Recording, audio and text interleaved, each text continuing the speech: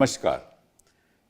इस दिल से के एपिसोड में हम इस बात की चर्चा करेंगे कि क्या इस देश में हमारा लोकतंत्र मजबूत है या नहीं।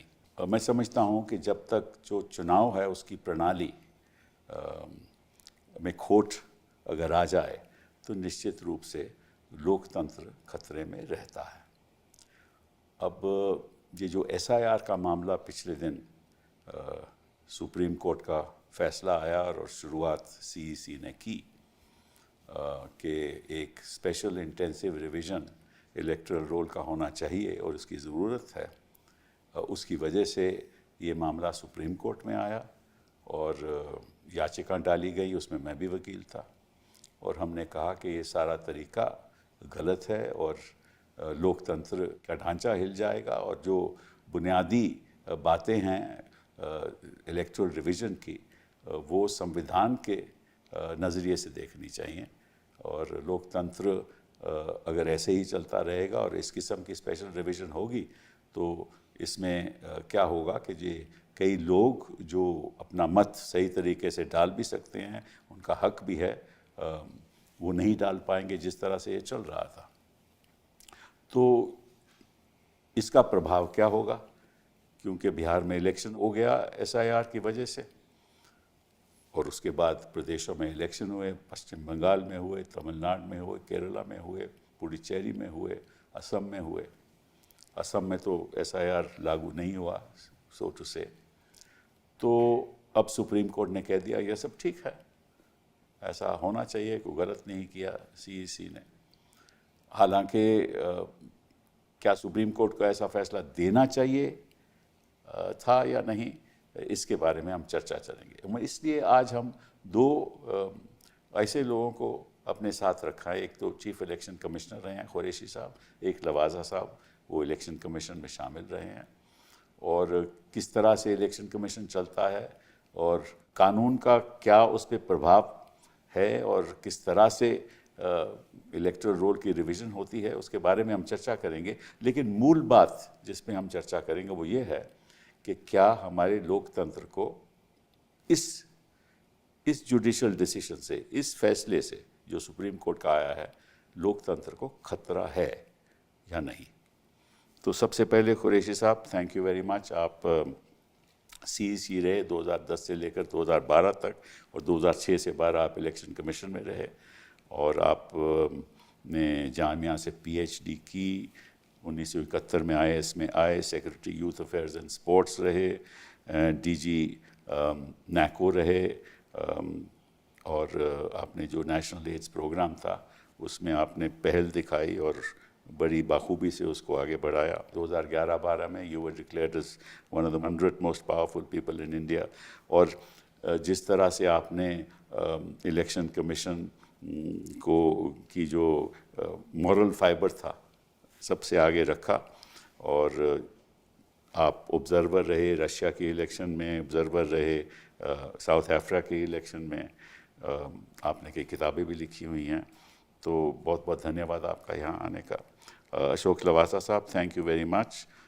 आप इंग्लिश लिटरेचर में आपने मास्टर्स किया, MPhil किया मद्रास यूनिवर्सिटी से, MBA आपने ऑस्ट्रेलिया से किया। 1980 में आप IAS में आए, secretary aviation, environment, forest and climate change, ministry of finance, और फिर आप इलेक्शन कमीशन में शामिल हुए, लेकिन कुछ वहाँ मतभेद हो गया तो आप वहाँ से फिर आप आगे बढ़े और आप ADB बैंक में जाकर आपने कुछ अरसे तक 2023 तक आपने 20 से लेकर 23 तक कहा ADB बैंक में रहे। आपका एक डिसेंटिंग ओपिनियन की बड़ी चर्चा है इलेक्शन कमीशन में जब आप थे। तो मैं एक मोटा सवाल आपसे पूछूंगा कुरैशी साहब, वो ये है कि अगर 2029 का इलेक्शन आता है और समझ लो ये सरकार गिर जाती है बीच में से, संभव नहीं है, मैं एक उदाहरण के तौर पे ले रहा हूँ, और नई सरकार आ जाती है और नई सरकार कहती है कि हम स्पेशल इंटेंसिव रिवीजन दोबारा करेंगे क्योंकि ये सारा ही गलत है, ये इलेक्टोरल रोल ही गलत है और हम अपने तरीके से करेंगे, नए डॉक्यूमेंट्स देंगे कि अगर किसी के पास ये डॉक्यूमेंट नहीं है तो इलेक्टोरल रोल में नाम काटा जाएगा। तो मैं बुनियादी सवाल पूछना चाहता हूँ कि ये स्पेशल इंटेंसिव रिवीजन करने से पहले कोई तो डेटा होना चाहिए इलेक्शन कमीशन के पास ये प्रूव करने के लिए कि इसकी ज़रूरत है, क्योंकि कोई भी निर्णय कोई भी संस्था लेती है, चाहे एग्जीक्यूटिव हो चाहे पार्लियामेंट हो, उसके पीछे डेटा होता है कि इस वजह से हम ये कानून बना रहे हैं, इस वजह से हम ये रेगुलेशन बना रहे हैं, इस वजह से कानून को बदलना ज़रूरी है, इस वजह से स्पेशल इंटेंसिव रिवीजन ज़रूरी है। तो मुझे नहीं दिखता कि कहीं भी जब से ये शुरुआत इसकी हुई है कहीं भी किसी ने भी बताया हो जनता को या कोर्ट को कि हमारे पास ये डेटा था जिसकी वजह से स्पेशल इंटेंसिव रिवीजन ज़रूरी है। मैं आपसे पूछना चाहता हूँ, क्या ये सही है जो मैं कह रहा हूँ?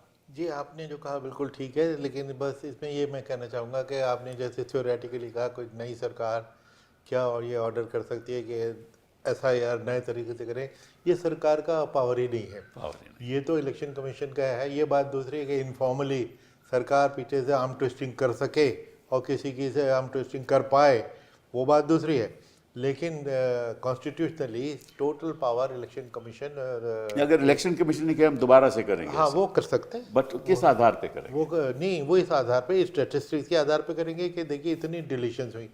इलेक्शन कमीशन का धर्म है कि not one voter should be left out. बार बार पिछले 15 साल से ये हमारा वोटर एजुकेशन प्रोग्राम है, उसके जो थीम्स है हर साल थोड़ा बहुत वेरी करते हैं, लेकिन उसका कोर थीम यही है कि not one voter to be left out. अब यहाँ पे जहाँ पे एक 10% वोटर्स आर लेफ्ट आउट, वो तो इसकी कॉन्सिक्वेंस क्यों हुई? मैं एक बुनियादी सवाल, I am sorry to interrupt you, बुनियादी सवाल पूछ रहा हूँ कि आपके पास स्टेटिस्टिक्स होने चाहिए ना ये कहने के लिए कि भाई इसलिए स्पेशल इंटेंसिव रिवीजन जरूरी है, ये पूछ रहा हूँ। नहीं आप, मैं उस पर आ रहा था। पहला सवाल आपने कहा था उसको मैंने क्लैरिफाई किया, दूसरा ये था कि डेटा होना चाहिए। और इस बात भी जब इन्होंने शुरू में किया था उस वक्त एक फर्जी फिगर दी गई थी कि बहुत सारे घुसपैठिए आ गए हैं, उनको निकालना है इसमें से, इस वजह से हम स्पेशल इंटेंसिव रिवीजन कर रहे हैं, ये इन्होंने कहा था। डेटा कोई नहीं दिया था, कोई स्टैटिस्टिक्स नहीं, बस ये कि बहुत सारे आ गए। और बिहार में जब सबसे पहले किया तो 8 करोड़ वहाँ पे वोटर थे। तो ये कहने के बाद कि हम सिर्फ घुसपैठियों की वजह से ये करना, हमने ये एक्सरसाइज शुरू की है, उसके बाद दोबारा उन्होंने इस बात को दोहराया नहीं और 8 करोड़ लोगों को दौड़ाया। और उस दौड़ाने के बाद घुसपैठिए कुछ तो पकड़े गए होंगे, सारे स्टेट को जब हिला दिया तो इन्होंने तो कोई फिगर दी नहीं। फिगर तो ये कुछ देते ही नहीं है, ट्रांसपेरेंसी नाम की चीज़ तो है नहीं।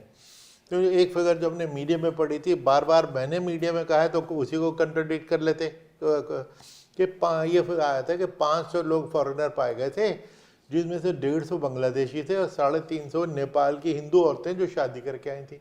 वो 150 लोगों के लिए को ढूंढने के लिए आपने 8 करोड़ को जो दौड़ाया और उस चक्कर में कितने ऑलमोस्ट 8% 10% डिलीट हो गए। तो ये कॉज एंड इफेक्ट है, आप देखिए डिस्प्रोपोर्शनेट हरकत हुई है। इसका मतलब कोई इनके पास स्टेटिस्टिक नहीं था, नहीं है। तो अगर आप चीफ इलेक्शन कमिश्नर होते और आपके पास कोई ऐसा स्टेटिस्टिक नहीं होता तो आप करते क्या इसमें स्पेशल? नहीं, हम बिल्कुल नहीं करते। देखिए ऐसा यार, तो हमारे सामने भी इसका तस्करा बहुत पहले से हुआ कि 2003 में बिहार का इलेक्शन हुआ था, मैं 2006 में इलेक्शन कमीशन में आया, उस वक्त भी जिक्र आया था कि इंटेंसिव रिवीजन बिहार में जब हुआ 2003 का, that was the last time anywhere in the country. Correct. उस वक्त इलेक्शन कमीशन ने, उस वक्त के भी लोग बड़ा वाइज थे, इंटेलिजेंट थे, उन्होंने ये फैसला किया कि अब हमें इंटेंसिव की ज़रूरत नहीं है, पड़ेगी, नहीं करना चाहिए, क्योंकि 2 रीजंस। एक तो हमने सारे रोल डिजिटाइज कर दिए, अब तो सारे कंप्यूटर पे हैं, और उसमें जो त्रुटियां हैं जो थोड़ी बहुत हमेशा रहती हैं, थी, आज हैं, कल भी होंगी, उनको दूर करने के लिए हम समरी रिवीजन हर साल किया करेंगे। और समरी रिवीजन का प्रोसेस भी फुल प्रूफ है। यही है कि डोर टू डोर BLO जाएगा, आपके घर में आएगा कि सिबल साहब आपके घर में हमारे हिसाब से 5 वोटर हैं, ये देखिए ये नाम है, ये सब ठीक है। आपने कहा ठीक है, तो वो अगले दरवाजे पे चले जाएंगे। अगर आपने कहा नहीं इसमें ये कमी है, कोई एक चला गया बाहर, कोई नया आ गया है, ये हो गया वो गया है, तो फॉर्म 6, 7 और 8 जो एडिशन डिलीशन करेक्शन के लिए थे वो दे के ऑन द स्पॉट हो जाता था। अगर इन्होंने घुसपैठिए ढूंढने भी थे तो BLO के जिम्मे एक काम लगा देते, एक सवाल वो आप एक्स्ट्रा करता हमसे, किसी बोलता आपके 5 तो ठीक है, ये बताइए कि आपके पड़ोस में कोई नया फेस तो नहीं दिखाई दे रहा आजकल जिस पे आपको शुभ हो कि ये फॉरेनर है। पड़ोसी सबसे पहले शिकायत करता है, और फॉर्म 7 की डिलीशन भी सबसे ज़्यादा पड़ोसियों ने ही कराई है। तो आपको वो पता लग जाते कि ये, और उनके पड़ोस में जाके आप स्पेशल इन्वेस्टिगेशन कर लेते, जिसकी वजह उसके बजाय जो उन्होंने ये स्पेशल इंटेंसिव किया, ये तो डिस्प्रोपोर्शनेट, और मैं समझता हूँ बिल्कुल ही मैं इलीगल तो इसलिए नहीं कहूँगा कि कानूनी तौर पे तो वो जो चाहे कर सकते हो, ऐसी बात नहीं करने को तो वो चाहे जो फॉर्मूला अडॉप्ट करें, कह सकते हो इलीगल, ऐसी बात नहीं है, क्योंकि अब तो ये जजमेंट पब्लिक डोमेन में है ना। तो हम अपनी राय दे सकते हैं। हाँ, नहीं, क्वाइट राइट। तो ये इस लिहाज से ही तो ये लीगल है, क्योंकि देखिए जिन त्रुटियों की वजह से क्या इन्होंने डेटा अगर दिया भी होता तो क्या होता कि भाई देखिए इतने डेड वोटर्स हैं अभी तक चले आ रहे हैं। ये डेड वोटर्स की चिंता हमेशा हमें होती थी, होता क्या है कि कोई मर गया, इसीलिए तो होता है, इसीलिए तो होता है। और नॉर्मली किसी मर गया तो लोग बताना, या माइग्रेट कर गए कोई, मुंबई से दिल्ली आ गया तो वहाँ लिखवाना भूल गया, उसके लिए हमने काम भी आसान कर दिया था। मेरे वक्त का मुझे याद है, मेरे वक्त में या मुझसे पहले गोपाला स्वामी या चावला साहब के, हमने काम आसान कर दिया था। पहले होता था कि ना 2 जगह अगर आपका नाम है तो क्रिमिनल ऑफेंस है, इसलिए आपका पिछली जगह से नाम कटवाना आपकी जिम्मेदारी होती थी। हमने कहा ये बहुत ज़्यादती है कि गरीब आदमी को माइग्रेंट लेबर चला गया। हमने कहा कि तुम नई जगह पे जब अप्लाई करोगे, जो ज़रूर करना चाहिए अगर 6 महीने से ज़्यादा रह रहा हो, तो उसमें सिर्फ ये लिख देना कि मैं पहले फला जगह पे वोटर था, हम अपनी जिम्मेदारी से खुद कटवाएंगे। तो ये दिस वाज आवर वे, जिम्मेदारी इलेक्शन कमीशन पे। दूसरी चीज़ जो हमारी इंस्ट्रक्शन थी, स्टैंडिंग इंस्ट्रक्शन, कि अक्सर होता है कि कुछ इलेक्टोरल रोल पे नाम में थोड़ी बहुत त्रुटि हो, तो उसके लिए बजाय इसके बाहर निकाल दो। हमारी क्लियर इंस्ट्रक्शन थी कि देखो किसी को भी किसी बहाने से बाहर नहीं निकालना। आफ्टर ऑल पोलिंग एजेंट बैठे हुए, SY कुरैशी गया तो पोलिंग स्टेशन को मालूम है SY कुरैशी है, किसी को इतराज़ हो तो भाई ये बता दो, अगर कुरैशी की स्पेलिंग में कुछ गड़बड़ है तो उसको इग्नोर करना, ज़्यादा से ज़्यादा मिस्टेक्स को इग्नोर करना। और तो और कई बार जेंडर मेल और फीमेल भी कन्वर्ट हो जाता था। Inclusive not exclusive, exactly, we had to include, because कोई छूट ना जाए, कोई बच ना जाए, ये हमारा धर्म था। और इसको इन्होंने बिल्कुल उल्टे अपसाइड डाउन कर दिया, जो बहुत ही दुख की बात है। और सुप्रीम कोर्ट की मदद से किया, ये उससे बड़ी दुख की बात है। तबासा साहब, जो मैंने सवाल शुरुआत में किया कि क्या आपके पास इलेक्शन कमीशन के पास कोई स्टेटिस्टिक्स होने चाहिए before you go into this exercise? दरअसल जो आपने सवाल किया, ये सुप्रीम कोर्ट के जजमेंट में इस इशू को डील किया हुआ है, और सुप्रीम कोर्ट ने अपनी जजमेंट में ये कहा है कि there is enough material on record, जिससे ये लगता है कि इलेक्टोरल रोल में बहुत इनएक्यूरेसी। वो कौन सा मटेरियल था मुझे तो नहीं मालूम। मैं आपको बता रहा हूँ, मैं आपको उसी बात पे आ रहा हूँ। और बहुत इनएक्यूरेसीज थी which did not permit for piecemeal solutions. और इस चीज़ को ध्यान में रखते हुए उन्होंने जस्टिफाई किया है कि एक इतनी कॉम्प्रिहेंसिव एक्सरसाइज SIR टाइप करने की ज़रूरत थी। ये सुप्रीम कोर्ट ने अपनी जजमेंट में कहा है। तो अब सवाल ये उठता है कि वो मटेरियल ऑन रिकॉर्ड क्या है? कुछ भी नहीं।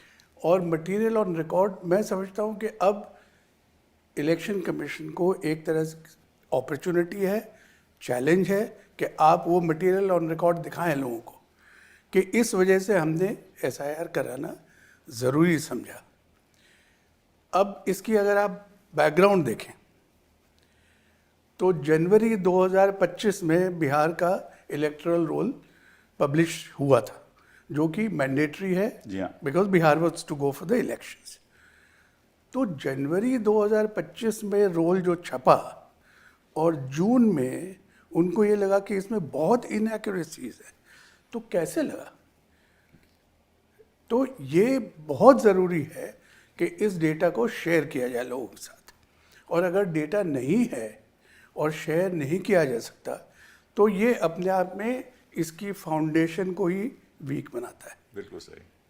दूसरी चीज़ ये है कि अगर इनएक्यूरेसीज आपके रोल में है, जो कि होती है, ऐसा कुछ नहीं है कि नहीं होती, क्योंकि रोल बनाने की जो पूरी प्रक्रिया है अब उसमें जैसे किसी ने फॉर्म भर के हिंदी में दिया और आपने उसको अंग्रेज़ी में, आपके स्टाफ ने उसका नाम ट्रांसलेट करके अंग्रेज़ी में लिख दिया, तो अब उसने क्या स्पेलिंग लिखी मुझे क्या पता। जी हाँ। तो मैं आपको अभी आज का किस्सा बताता हूँ। आज और कल में मेरे पास 2 टेलीफोन कॉल्स आए हैं। अच्छा आज आया है एक retired colonel of the army, अच्छा। दिल्ली में रहते हैं। जी हाँ। उन्होंने मुझे फ़ोन किया कि BLO ने आके हमको ये कहा कि सर आपका नाम तो है लेकिन आपकी वाइफ जो 50 साल से शादी हो चुकी है, अच्छा। इनका नाम नहीं है। हाँ। तो उन्होंने कहा भाई क्यों नहीं है? क्योंकि इनके पिताजी का नाम यहाँ नहीं है, जो पुराने 2002 के रोल में। अच्छा। तो उनका नहीं होगा, बिल्कुल नहीं होगा, क्योंकि ये तो भिवानी की रहने वाली है, तो वहाँ होगा। कहते नहीं, वहाँ हमने चेक किया है तो मैडम कह रही है इनका नाम शिवराम है और वहाँ शिवराम लिखा है और ये कह रही है SHEO है, तो हमको क्या पता कि वो एक ही इंसान है। तो अब उन्होंने कहा कि भाई अगर इसका कोई निदान नहीं हो सकता, ठीक है नहीं देंगे वोट, हम क्या है। अच्छा, कल एक फ़ोन है, ये बड़ा इंटरेस्टिंग है। रिटायर्ड IAS ऑफिसर, अच्छा। and he was associated with the setting up of Aadhaar, अच्छा। and he was chairman TRAI. Okay.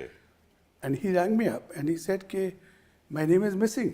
He was in Noida. I see.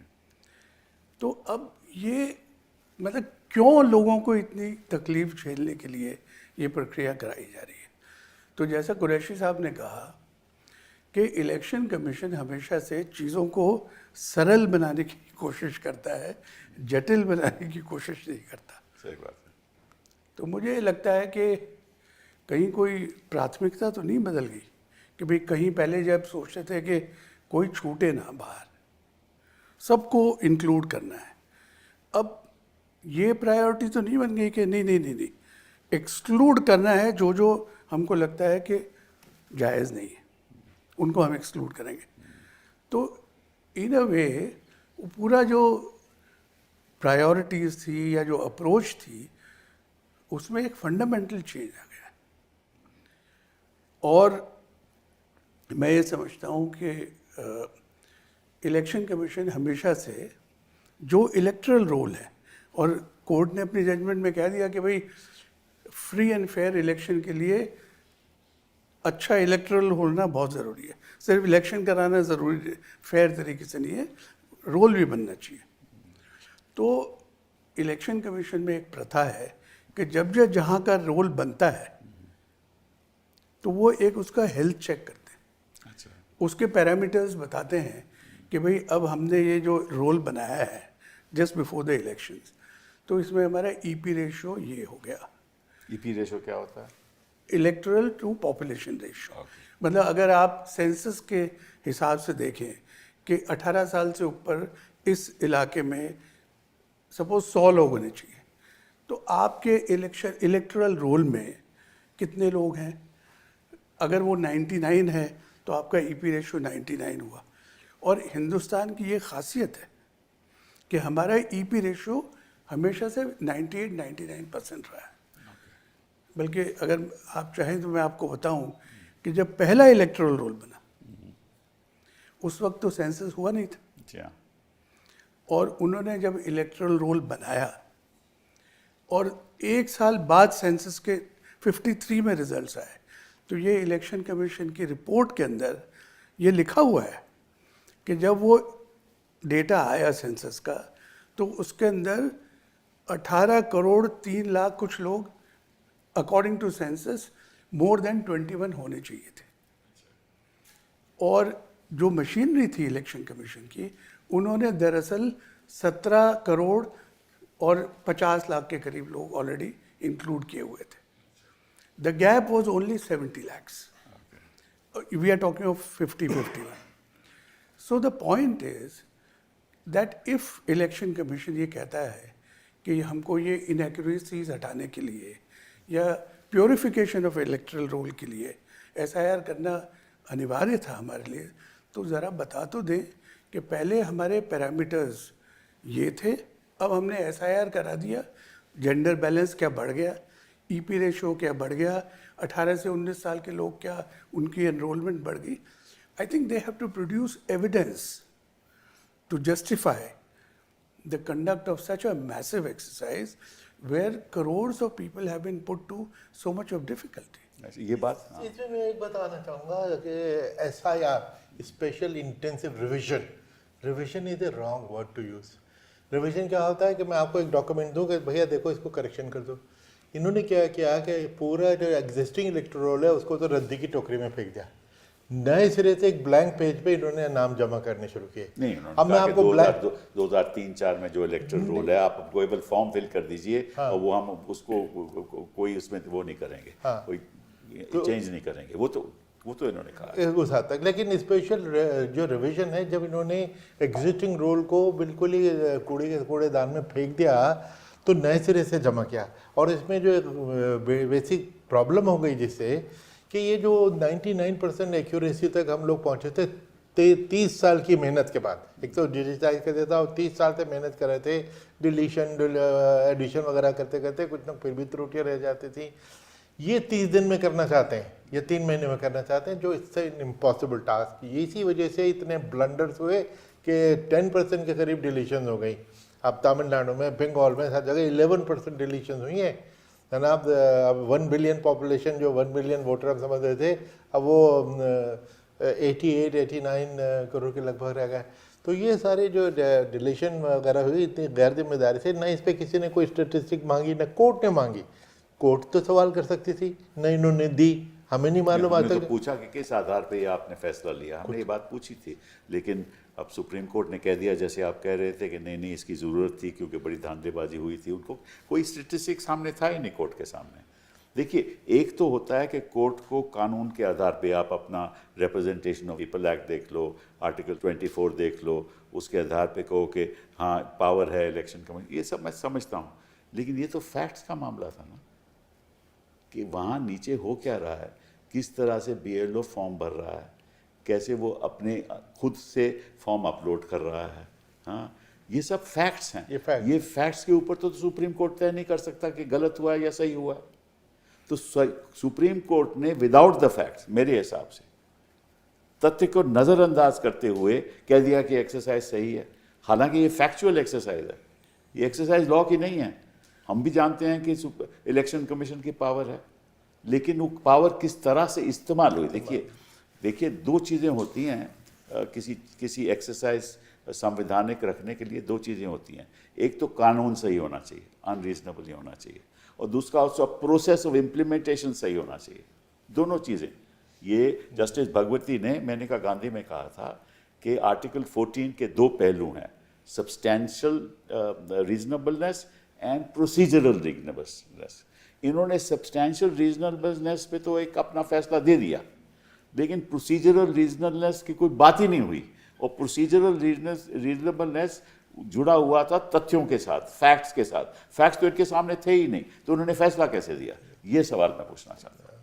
नहीं, ये सवाल बड़ा जायज़ है और मेरे पास तो इसका जवाब नहीं. मैं बल्कि आप तो खैर इस मामले में ज़्यादा समझते हैं कि मुझे ये लगा कि इस जजमेंट से supreme court has upheld the might of the election commission. That's correct. The legal might. That's right. But might is not always right. Absolutely. Might is not right. In any case, in any civilized system, might is not right. तो जो आप कह रहे हैं कि मैं अपने इख्तियार, कानूनी जो भी मेरे पास पावर्स हैं, उनका इस्तेमाल कैसे करता हूँ? After all, courts are meant to interpret the implementation of law and of course the legality also. तो लीगैलिटी के बारे में तो कोई शुबा था ही नहीं. उसके बारे में बात करूंगा बाद में. मतलब सेक्शन 21(3) में जो एक प्रोविजन है, पार्ट ऑफ अ कंस्टिट्यूएंसी, कि एज डीम्ड फिट, उसी को बार बार कोर्ट ने दोहराया है और इलेक्शन कमीशन ने भी उसी का इस्तेमाल किया है. लेकिन बात वही है कि अगर आप कोई ऐसी स्थिति आती है कि आपको इंटेंसिव रिविजन कराना है, तो आप बताइए हालात क्या हैं. क्योंकि अगर आप 24 जून का नोटिफिकेशन देखें 2025 का, जो बुनियादी नोटिफिकेशन है, तो उनमें ये कहा गया कि भाई बहुत माइग्रेशन हो गया, अर्बनाइजेशन हो गया, तो इसलिए अब हमको ये कराना ज़रूरी है। तो urbanisation, migration is not a recent phenomena. वो तो समरी रिवीजन में आता है, वो रिफ्लेक्शन दिस होता इज है ना। एग्जैक्टली द पॉइंट कि और जो तीन अभी भी जो कुरैशी साहब ने बात कही कि अगर आपकी एक मंशा ये थी कि इन एलिजिबल वोटर्स को निकालें बाहर, तो इन एलिजिबल क्या होता है? इन एलिजिबल और एलिजिबल का डेफिनेशन तो सिर्फ आर्टिकल 326 में है। तो 326 के तहत कितने इनएलिजिबल लोग हैं जिनको निकाला गया है? पता ही नहीं किसी को नहीं पता। तो जो आपने फिगर्स दिए हैं कि परमानेंटली शिफ्टेड, डेड और डुप्लीकेट, यही तीन कैटेगरीज के डिलीशंस किए गए हैं। करेक्ट। ये तो आप एनुअल रिवीजन में भी यही तो करते हैं। यही तो करते हैं। बिल्कुल सही, यही तो हम कहते हैं। तो फिर भाई ऐसा यार, यही तो सवाल उठता है कि भाई इन्होंने किया क्यों, उसका मालूम नहीं, किस आधार पे किया उसका मालूम नहीं, कौन से स्टेटिस्टिक्स इनके साथ पास थे उसका मालूम नहीं। और इन्होंने देखिए हो क्या रहा है, सुप्रीम कोर्ट में हो क्या रहा था। हम इस तरफ खड़े थे, हम कह रहे थे कि ये जो कर रहे हैं गलत हैं, ये कहते हैं कि ये आदमी जिंदा है, मरा हुआ है, हम 10 लोग 15 लोग आ गए, ये तो जिंदा हैं, हम आपको दिखा रहे हैं, ठीक है ना। तो सुप्रीम कोर्ट कैसे तय करेगा ये सही हो रहा है या गलत हो रहा है? एक तरफ से हम अपना पक्ष रख रहे हैं, दूसरी तरफ से इलेक्शन कमीशन रख रही है, और वो सब फैक्ट्स क्या हैं? वो फैक्ट्स हैं, वो कोई लॉ नहीं है। तो इन्होंने कैसे इलेक्शन कमीशन की बात मान ली और हमारी नहीं मानी? अच्छा, एक और चीज़ जो मैंने अपने कई आर्टिकल में की लेकिन कोई रिस्पांस मुझे नज़र नहीं आया कि कानून का प्रिंसिपल आपसे ज़्यादा कौन जानता है कि 9 कातिल डिस्चार्ज किए जा सकते हैं, एक इनोसेंट को हैंग नहीं कर सकते आप। यहाँ पे यही उसूल यहाँ पे लगाइए कि एक एलिजिबल को आप नहीं निकाल सकते। भाई मालूम ही नहीं कि कातिल कौन है। आपके उदाहरण में मुझे तो ये नहीं मालूम कि कातिल कौन है। तो उसके बावजूद भी निकाल दें। जब मैं तो कहना चाह रहा हूँ जब कातिल पता है उसको भी आप वो नहीं कर सकते, ज़रा सा भी डाउट होता है। और अगर आप जो इनोसेंट है वो ना अफेक्ट हो जाए, या इनोसेंट जो एक करोड़ों निकल गए कोई, और क्या उस पर जजमेंट में आता है कि ये जुडिशियल रिव्यू में जा सकते हैं। कितना आसान काम है, जुडिशियल रिव्यू में जा सकते हैं। यानी अगर 10 करोड़ लोग निकले हैं तो 10 करोड़ जुडिशियल रिव्यू शुरू हो जाएंगे। Every judicial review is a court case, और 3.5-4 करोड़ कोर्ट केस की वजह से देश की जुडिशियल का भट्टा बैठा हुआ है, हम जानते हैं।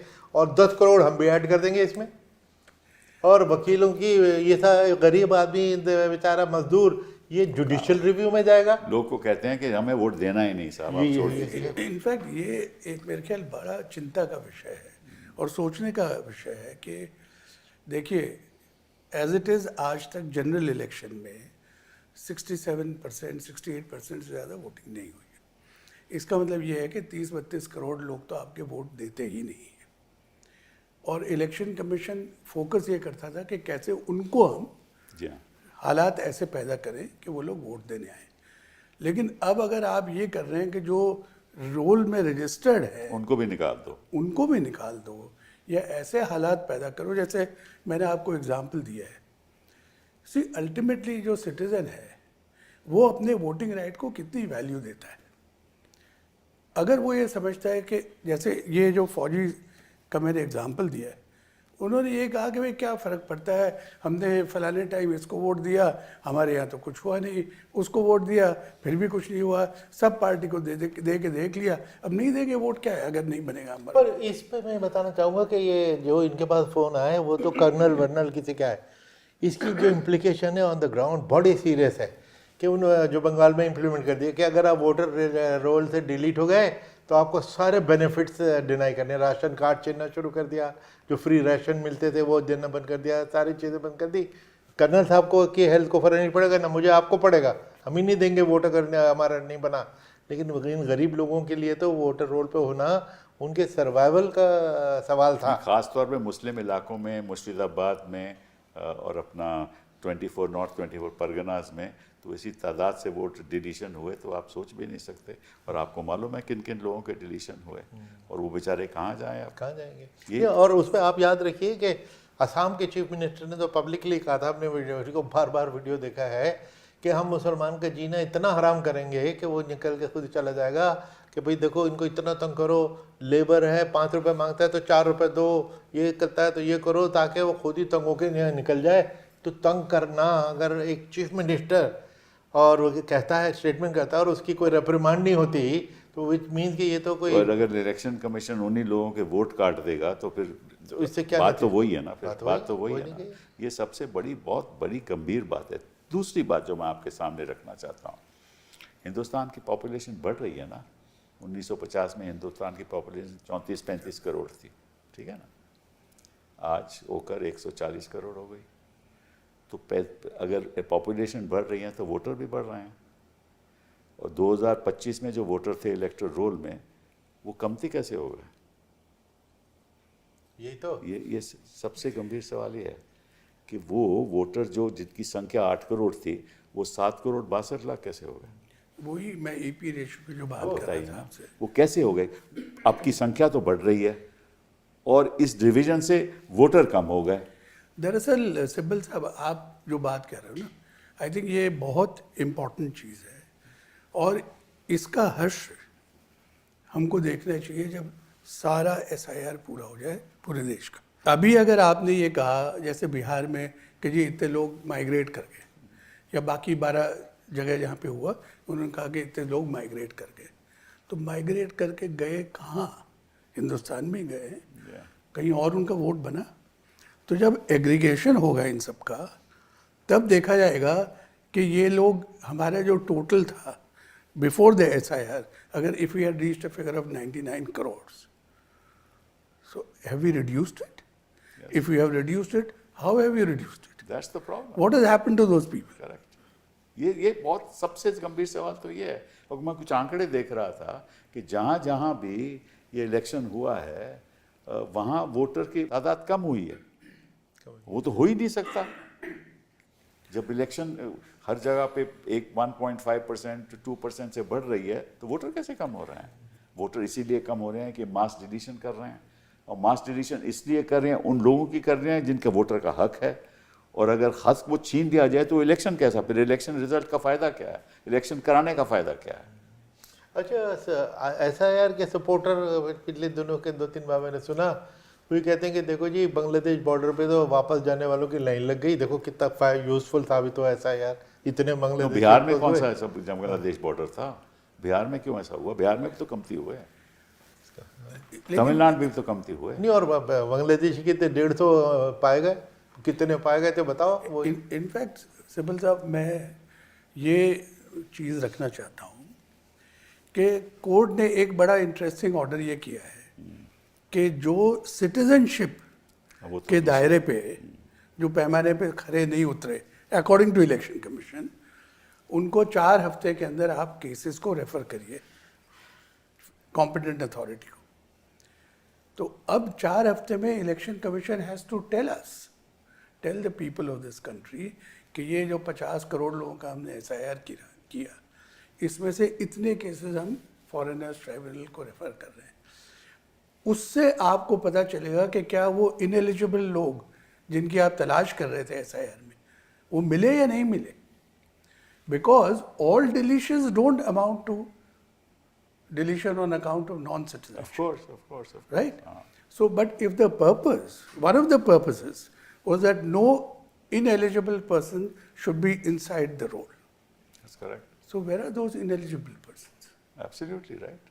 और दूसरी चीज़, मैं since you were representing the case in the court, तो इस जजमेंट में वो जो 27 लाख बंगाल में जिनका फैसला नहीं हुआ, have they been taken into account or not? In what sense? In any sense.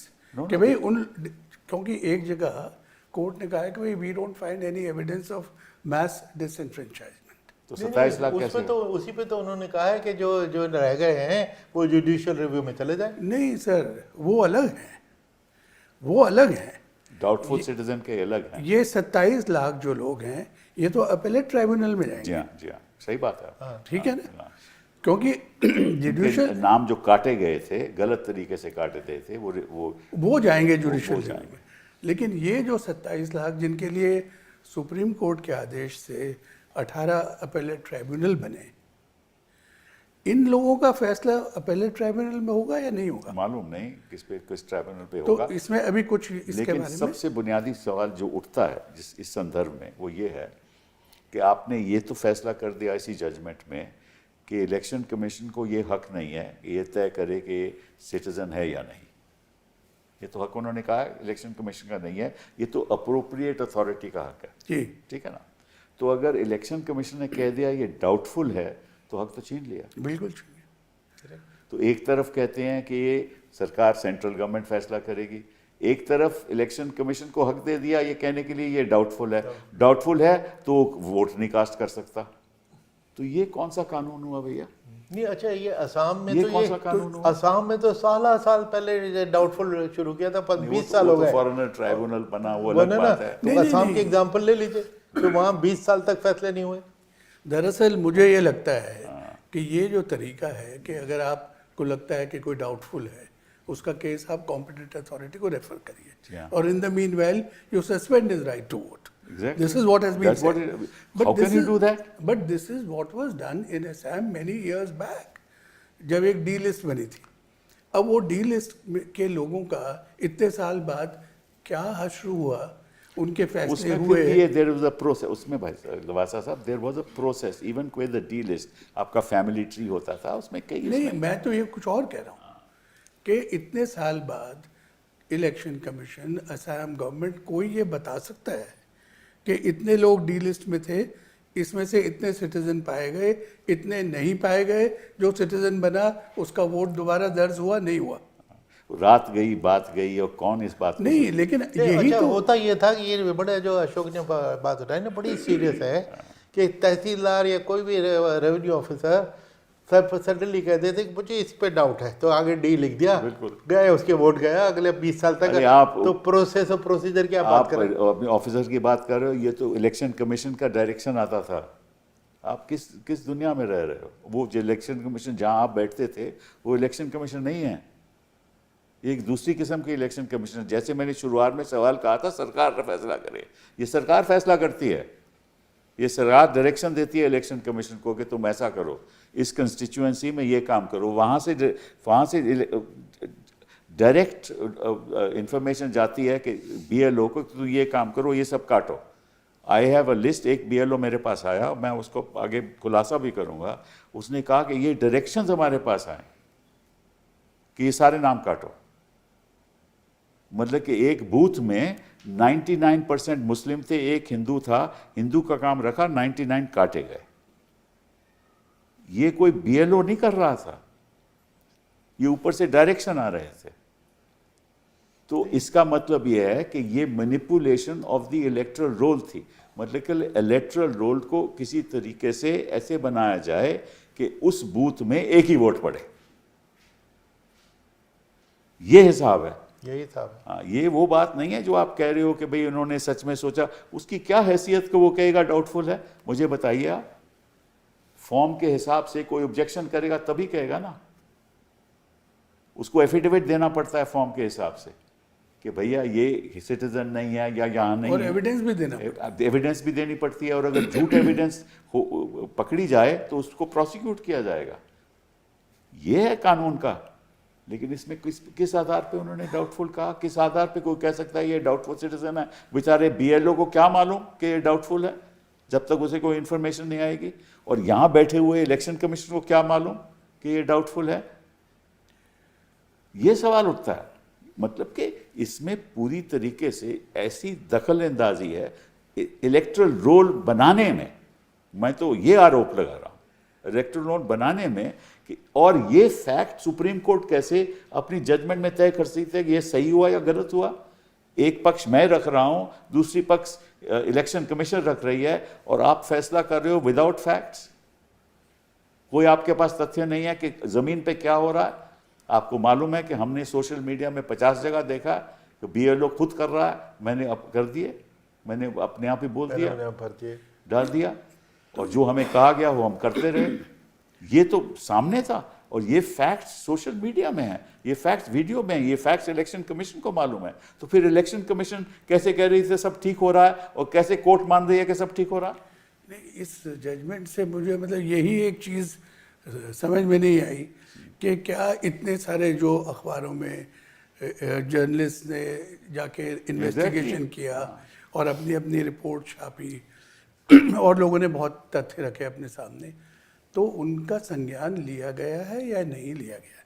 एक तो ये जजमेंट से पता नहीं चलता। ले ही नहीं सकते, बिकॉज जो सुप्रीम कोर्ट है they can't decide on facts. ये कैसे डिसाइड करेंगे? लेकिन द फैक्ट कि आप जो भी चलो कानूनी चीज़ एफआईआर आप कर रहे हो, उसके करने में इतनी सारी तकलीफ, इतनी सारी डिस्क्रिपेंसीज, डिस्टॉर्शन सामने आ रहे हैं, तो इसके बारे में नजरअंदाज कर रहे थे कोर्ट उसको देख ही नहीं रही थी। नहीं, और दूसरी चीज़ ये तभी तो ये फैसला कानून का फैसला है, तथ्यों का फैसला नहीं है। जो नीचे हो रहा था उसका फैसला नहीं है ये इन्होंने कहा कि देखिए इलेक्शन कमीशन एक बहुत ही रिस्पॉन्सिबल ऑर्गेनाइजेशन है, हम उसकी बात मानते हैं, उन्होंने ये कहा सच ही होगा। अभी ऐसा तो कहे ना कि दो साइड्स आर्ग्यू कर रही हैं, कोई जज कहे कि साहब एक बात सच ही होगी अगर आप ही एक साइड की बात मानोगे, जब आपको मालूम है। ये तो नहीं कि इनको यही मालूम कि नीचे क्या हो रहा। रोज़ के रोज़ हम इनके पास तकरीर करते थे कि साहब ये सब बिल्कुल गलत हो रहा है, इलेक्शन कमीशन ऐसे कर रही है वैसे कर रही है। तो आप जो बात कह रहे हो उससे एक मसला और सामने आता है, और कुरैशी साहब ने तो मेरे से ज़्यादा इलेक्शन कमीशन देखा है, कि मुझे लगता है कि अगर आप पूरी हिस्ट्री देखें इलेक्शन कमीशन की, और जो केसेस इलेक्शन कमीशन जिसमें कोर्ट के सामने लोग गए हैं, मुझे नहीं लगता कि कोई बहुत ज़्यादा केसेस ऐसे हैं जिसमें कोर्ट ने इलेक्शन कमीशन को गलत बताया है। इक्का दुक्का कोई केसेस होंगे। तो मुझे ऐसा लगता है कि Supreme Court always defers to the constitutional authority that Election Commission enjoys.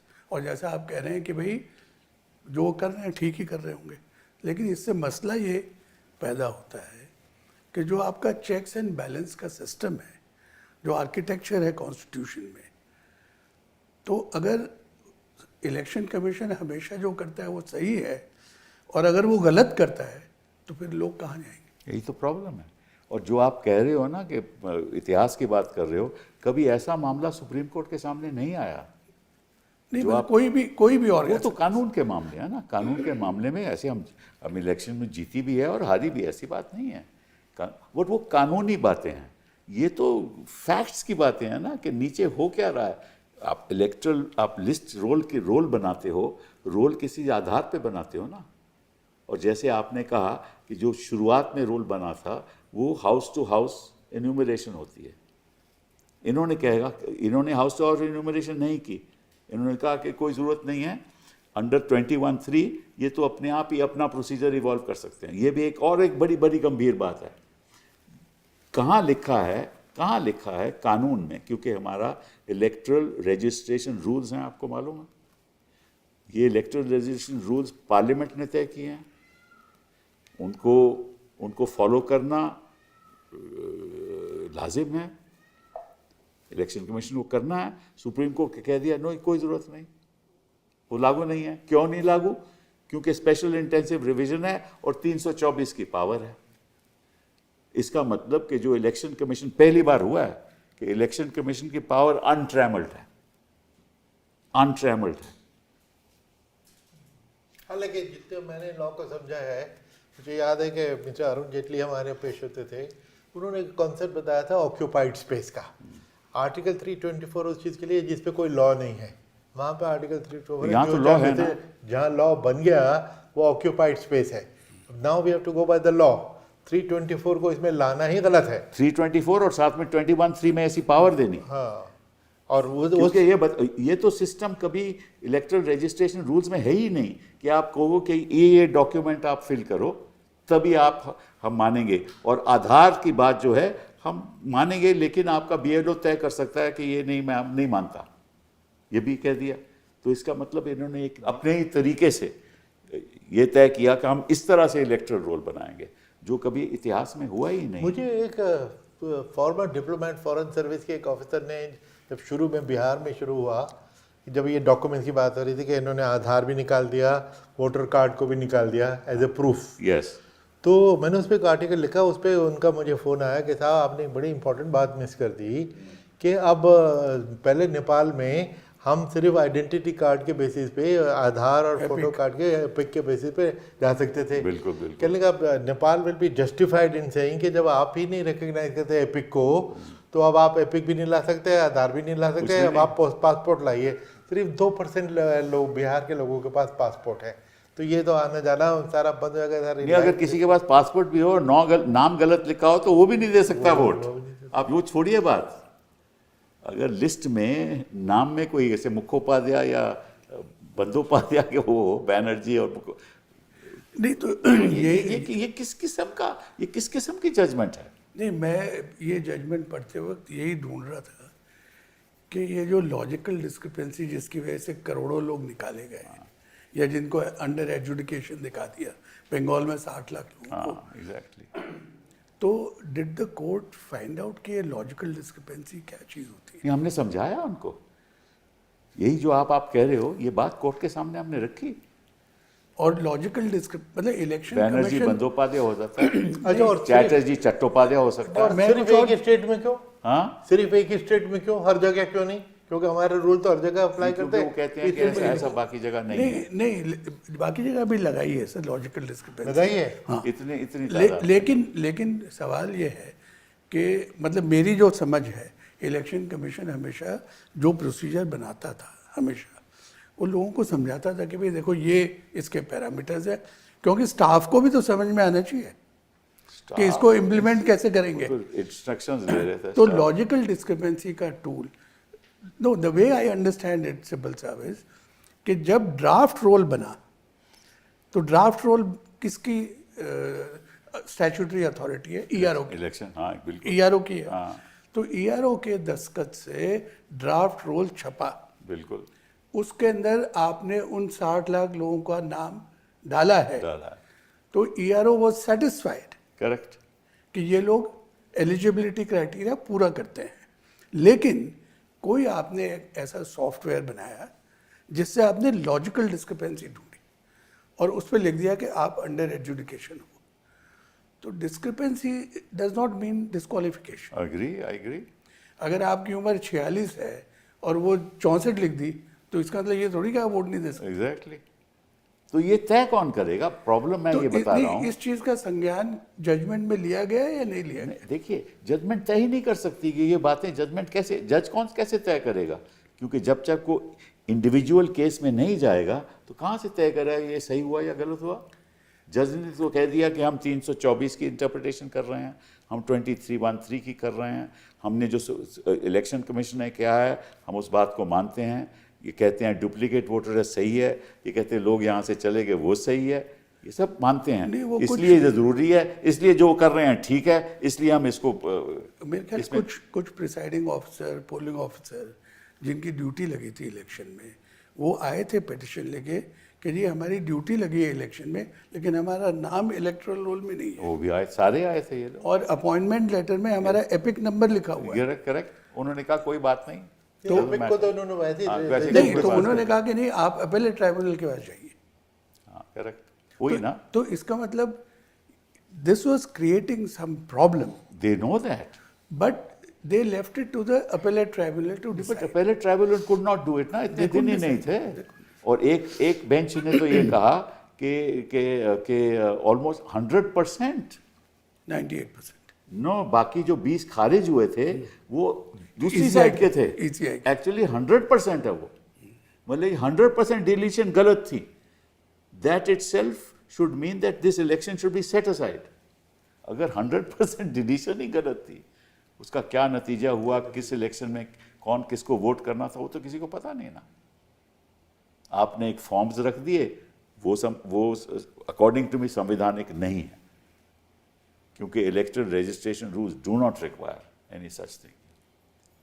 जब तक आपका एन्यूमरेटर वहाँ जाके ये तय नहीं करेगा कि इस घर में कितने लोग हैं, कितने वोट करने वाले हैं, तब तक ये आप नहीं कर सकते थे। और फिर आप कहो कि इसको मैं 2 महीने में करूंगा, इसमें 3 महीने में करूंगा, हर तीसरे दिन केस लगता था वहाँ। और नेचुरली जो जज भी तंग आ चुके थे कि रोज़ रोज़ हम यही बात आप बोलते हो और वो इसका इनकार करते हैं, हम कहाँ से फैसला करें, ये प्रॉब्लम है। तो मैं तो समझता हूँ कि एडीएम जबलपुर हुआ और कई सालों बाद कोर्ट खुद ने तय किया, कोर्ट ने खुद कहा कि गलत था। But does it mean, Sibbal Sahab, that the fairness of the procedure cannot be questioned?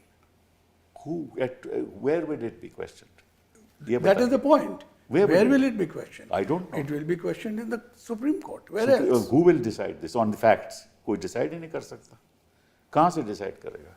यही तो प्रॉब्लम जजमेंट की यही है। नहीं तो फिर कि वो आपने आपके- लॉ के ऊपर, लॉ के आधार पे फैक्ट्स डिसाइड कर दिए, जब फैक्ट्स के आधार पे आपको लॉ डिसाइड करना चाहिए। नहीं तो वो आपके constitutional architecture of checks and balance, उसका क्या हुआ? कोई constitutional architecture and checks and balances are decided by the Supreme Court of India, right? If they don't check the imbalance, then there will be no checks and balances. That's what's happened to our country. I have told political parties कि अगर ऐसे ही चलता रहा तो काहे को election लड़ते हो, करने दो इनको। क्योंकि अगर यही नौबत आ गई कि कोर्ट्स भी कुछ नहीं करेंगे, बातें नहीं सुनेंगे, तो ठीक है, एक तरफिया कर दो। अभी काटने से ही आप जीत रहे हो तो वैसे ही जीत जाओ। बड़े दुख की बात है कि हमें इस सिचुएशन में ला दिया इस लोकतंत्र को कि हमारे मन में भी ये ख्याल आता है।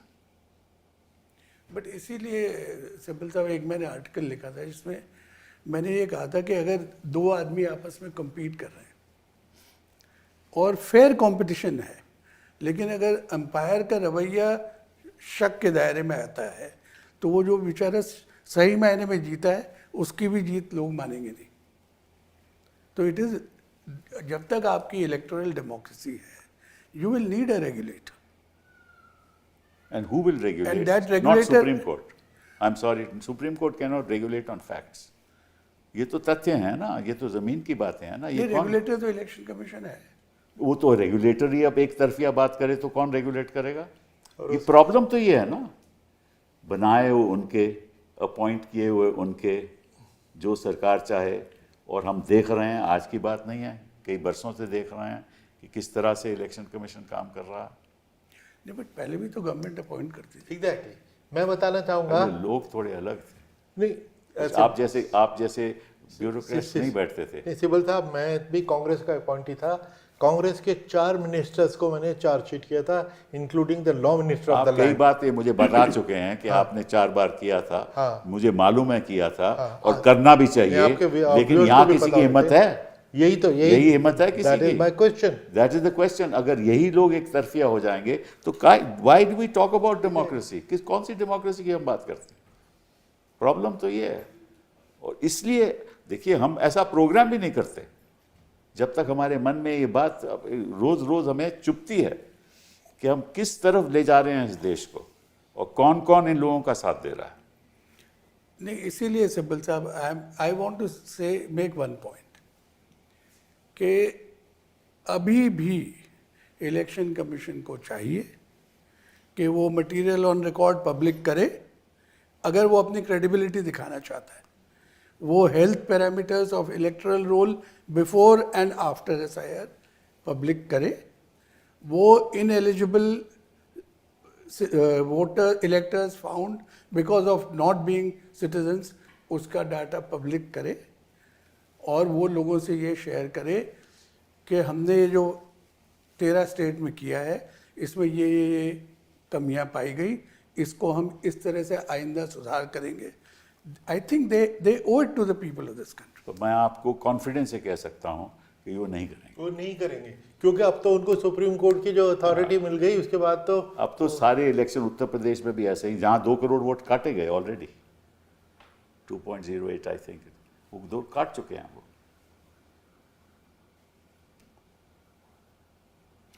तो एनीवे, ऑन दिस नोट आपका बहुत बहुत धन्यवाद कि आप आए, और ये बहुत ज़रूरी है देश के सामने रखना।